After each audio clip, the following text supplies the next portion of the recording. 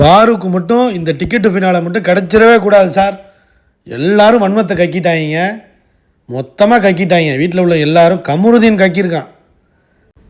Like பண்ணிட்டு video பாருங்கள், கண்டிப்பாக சப்ஸ்கிரைப் பண்ணிட்டு வீடியோ பாருங்கள் friends. Bigg Boss Tamil season 9 TTF வந்து பாருக்கு மட்டும் கிடச்சிடவே கூடாது சார். அப்படி தான் சார் நான் சொல்லுவேன், நான் நினப்பேன். அப்படின்னு யார் சொல்கிறா? கமருதீன். காதல் மன்னன், லவ்வர் பாய், சாம் பாய், திருட்டு பையன், ஃப்ராடு பையன் கமருதீன் சொல்கிறாங்க. கேவலமான ஒரு ஆளுங்க இவன். மாதிரி ஆட்களெல்லாம் பொண்ணுங்க லவ் பண்ணால் ஆதிரியை சொல்லுங்க. ஆதிரியை கரெக்டாக சொன்னிச்சு, இவன் ஒரு பொம்பளை பொறுக்கின்னு. கமருதீன் வந்து சரியான பொம்பளை பொறுக்கி பையன். நல்லா யூஸ் பண்ணிட்டு தூக்கி வச்சுட்டு போயிட்டே இருப்பான். ஃப்ராடு, பக்கா ஃப்ராடுவேன். சுபிக்ஷா சொல்லுது, பாரு தான் சார் நானும் சொல்லுவேன்.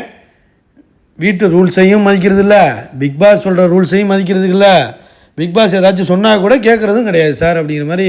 அதனால் வந்து டிடிஎஃப் வந்து கிடைக்கக்கூடாது பாருக்கு அப்படின்னு சுபிக்ஷா வன்மத்தை கக்குது. ஏன்னா சுபிக்ஷா வந்து என்ன நினச்சிக்கிட்டு இருந்தாங்கன்னா, சுபிக்ஷா மேடம், இந்த மீனவர் மேடம் எப்படின்னு நினச்சிட்டு இருந்தாங்கன்னா, அவங்க பெரிய டைட்டில் வின்னர்னு நினச்சிக்கிட்டு இருந்தாங்க.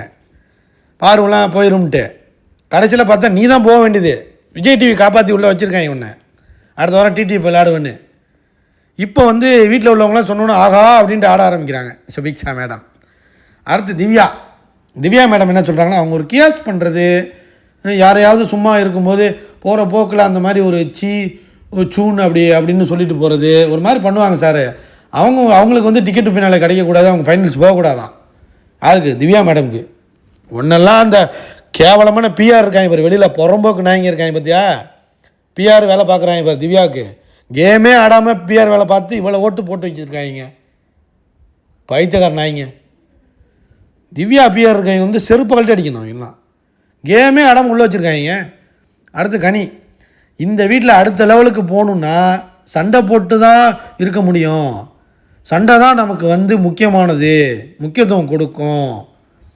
சண்டை தான் நம்மளை வெளியில் காட்டும். ஆமாண்டி அப்படி தாண்டி காட்டும். கனி, உன்னை தூக்கிட்டாங்களப்போ நீ அன்பு கேங்கன்னு சொல்லிக்கிட்டு ஒரு கேவலம் பண்ணிட்டு இருந்திய, உன்னை அடித்து வளர்த்திட்டாங்க. ஓடு வெளில போ, உன்னை தான் வெயிட் பண்ணிட்டாங்க இன்றைக்கி. கிளம்பு. கனி அப்படியே ஆடி கிழிச்சிட்டாங்க அவங்க. சபரி ஆட்டம், எப்ஜியை பல பேர் ஆட்டத்தை கெடுத்ததே இந்த நாய், இந்த கனி தான். எப்ஜியெல்லாம் வெளில போயிருக்கானா யார்? இவன் தான் காரணம். கனி அன்பு கேங்குன்னு கேமே ஆட உள்ள ஆயிராண்டி பேசுகிறா. கமருதீன் இருக்காமல் இருங்க. வேலைகள் வந்து ஈடுபாடோடு செய்ய மாட்டாங்க. போட்டின்னு வந்தால் ஸ்போர்ட்டிவாக எடுத்துக்க மாட்டாங்க. தோல்வியை வந்து அவனால் அக்செப்ட் பண்ணிக்கிறதுக்கு வந்து ரொம்ப கஷ்டம் சார். யார் இவர் சொல்கிறார்? இவர் அப்படியே அக்செப்ட் பண்ணி கிழிச்சிருவார். இவர் ஃப்ராடு பையங்க. இதை வேற பார்வை போய் இவனை லவ் பண்ணுது.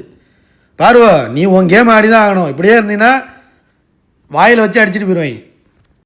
எனுமையும் கமரு தான் வேணும் அப்படின்னு நினச்சின்னா உன்னை யாராலையும் காப்பாற்ற முடியாது. நீ எப்போதும் வில்லன். பார்வனாலே வில்லனிசம் தான், வில்லன் தான். ஆடு கேமை, அதை தான் எதிர்பார்க்குறாங்க. அடித்து தும்சம் பண்ணு அடுத்த வாரம். கமருவாவது மயிராகுது பிடிச்சி அடித்து பிரின்னு பிரித்து திவ்யா எல்லாரையும் அடி. நெரட்டிவாக தான் பண்ணுறாங்க விஜய் டிவியை. பாரு வெர்சஸ் ஹோல் ஹவுஸ்மேட்ஸ், அதான் கேம். லைக் பண்ணிட்டு வீடியோ பாருங்கள், கண்டிப்பாக கமெண்ட் பண்ணுங்கள்.